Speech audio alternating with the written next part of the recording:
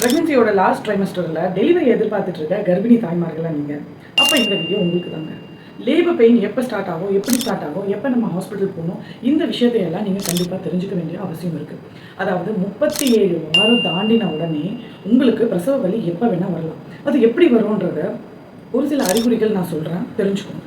First வந்து நார்மலாக periods pain start ஆகிற மாதிரி அடி வயிற்றுலேருந்து பெயின் ஸ்டார்ட் ஆகி பேக்கில் காலில் எல்லாம் ரேடியேட் ஆகி அந்த வலி வந்து விட்டு விட்டு வரும். அதாவது ஒரு 5 மினிட்ஸில் ஒரு 3-4 கன்ட்ராக்ஷன்ஸாவது வரும். ஒரு நிமிஷம் வரைக்கும் அது இருக்கிற அளவுக்கு விட்டு விட்டு வரும். டைட் ரிலாக்ஸ், டைட் ரிலீஸ், இந்த மாதிரி. Okay, first time.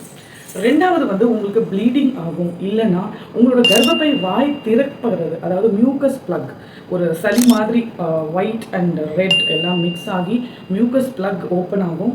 அதுக்கப்புறம் ப்ளீடிங் இருக்கும். ஒரு சில தாய்மார்களுக்கு கர்ப்பப்பை வாய் திறக்கும் முன்னே பனிக்கூடம் உடையிற வாய்ப்புகள் இருக்குது. ஸோ அந்த மாதிரி பனிக்கூடம் உடைஞ்சாலும் இதில் இந்த மாதிரி சிம்டம்ஸ் ஏதேனும் 1-2 இருந்தால் கூட உங்களோட உடம்பு பிரசவத்துக்கு தயாராகிட்டு இருக்குது அப்படிங்கிறத நீங்கள் தெரிஞ்சுக்கணும்.